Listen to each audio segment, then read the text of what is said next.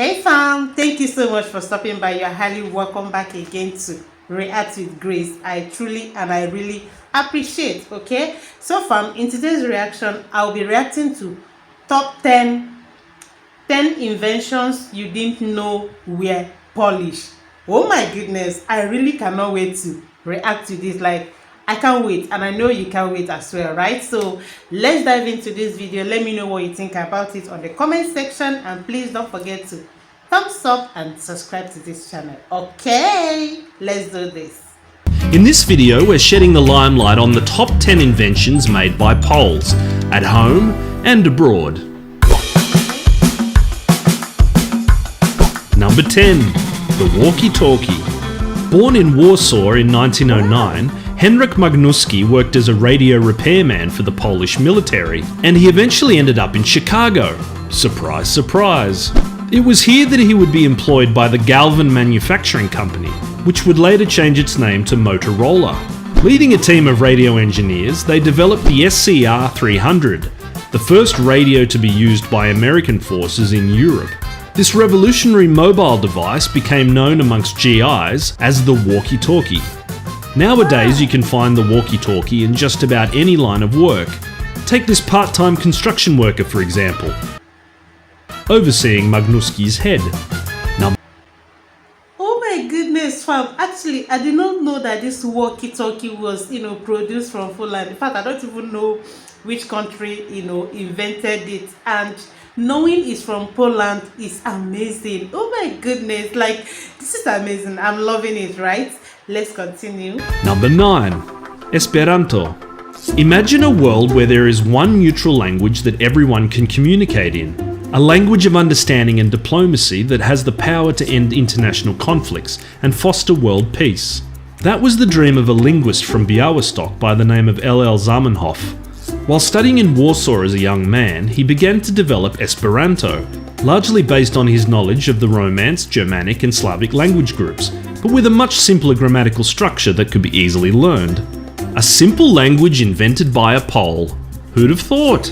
After more than 30 years of development and several books published, the first World Esperanto Conference was held in 1905. Since then, the movement of Esperantists has continued to grow, and today there are an estimated 63,000 to 2 million speakers of Esperanto.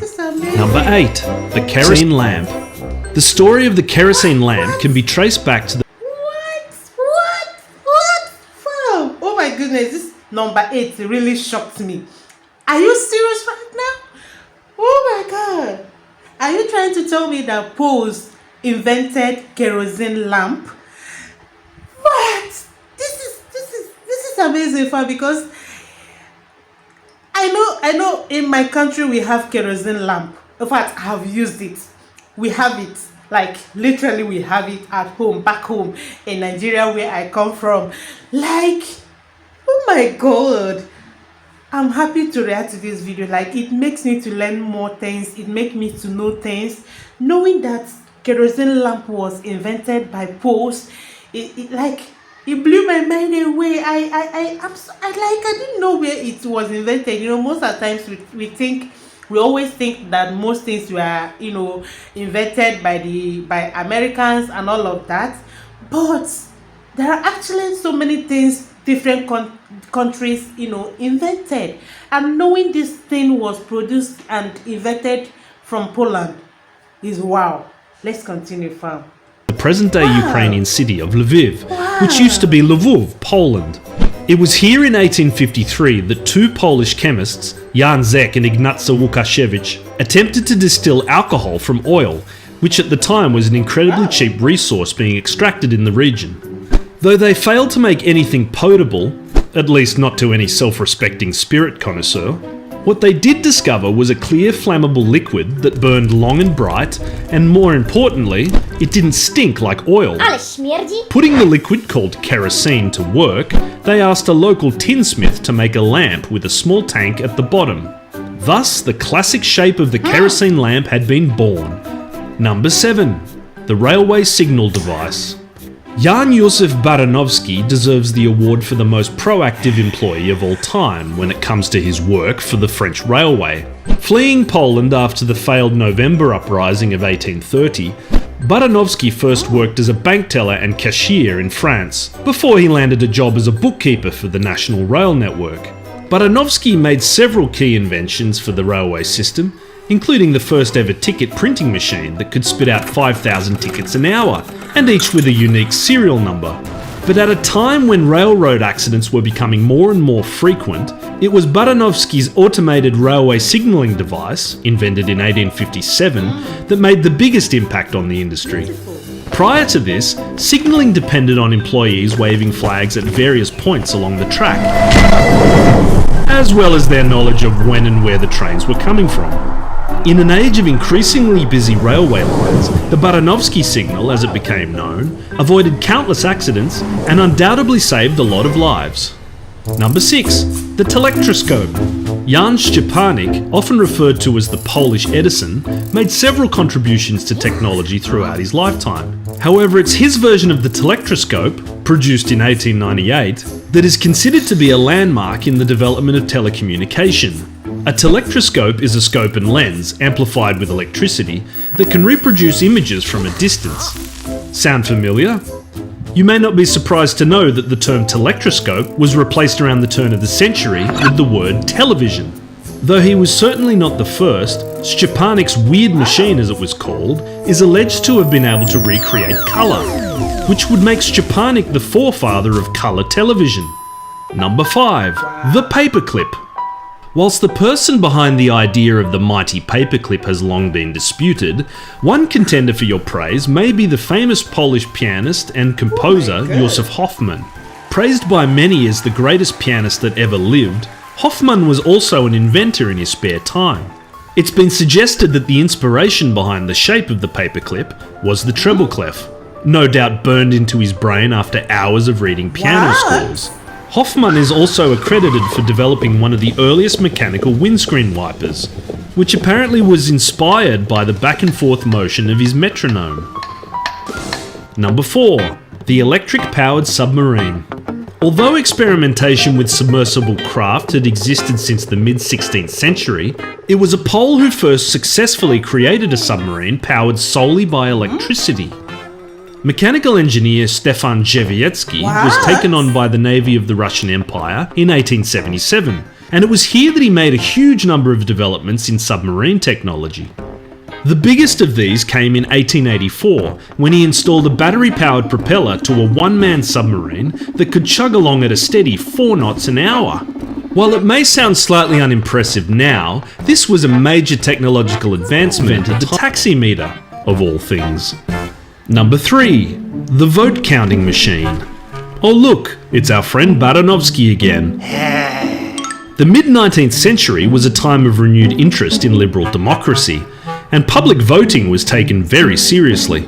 Realising the overwhelming task of counting votes, as well as issues of scrutiny and impartiality, Baranovsky conceived the idea that it would be better for a machine to do all the counting instead.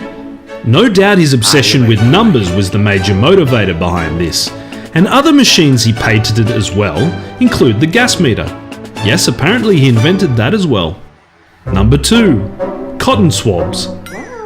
A cornerstone of modern hygiene, the cotton swab was developed by Leo Gastanzang, a Pole from Warsaw who made the Chicago move in 1912. The story goes that in 1923, Gastanzang found his wife, Jutta, applying cotton wads to toothpicks in an attempt to reach those hard-to-clean places. This became the inspiration behind the Q-tip, Q standing for quality. But unlike his wife's toothpick, the Q-tip had 2 cotton tips to allow for double takes. Number 1. The bulletproof vest. If you can stop a bullet, you're either Superman or a Pole. The first commercially produced bulletproof vest was made by a Polish priest named Kazimierz Zeglen, who travelled to the US in the 19th century. It was here that he came across the research of a George E. Goodfellow, a physician based out in the Wild West. It was Goodfellow that observed how gunshot victims who had silk fabric against their bodies often had reduced injuries when struck by a bullet. Expanding on his research, Jeglen developed a centimetre-thick vest of layered and woven silk that could stop a bullet altogether. He publicly demonstrated his new invention in 1897. The priest wore the vest and the assistant fired the bullet. But Jeglen's vest was not a viable product. It was slow to produce, not to mention the outrageous price tag of $800 US, which is about $25,000 today. Enter Pole number 2, Jan Szczepanik. I think you've been acquainted. Szczepanik, who had been developing automated weaving technology for years, teamed up with Jeglen and managed to work out the whole mass production thing. The bulletproof vest was a huge success amongst the rich and the famous who could afford the ridiculous price tag that still remained. Most notably, Szczepanik managed to palm one off to King Alfonso of Spain, and the vest saved his life during an assassination attempt. Archduke Franz Ferdinand is alleged to have been offered a vest, but turned it down, and we all know how that turned out. Jeglen and Szczepanik eventually had a falling out over business relations, and although Jeglen never relinquished his authorship, it was Szczepanik's weaving production and entrepreneurship that made his profit greater. So much so, in fact, that Jeglen's contributions are all but forgotten today.